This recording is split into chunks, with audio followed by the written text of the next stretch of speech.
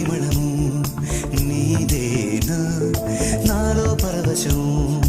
నిజమేనా బొండు మల్లిపూ కన్నా తేలికగు నీ సోకు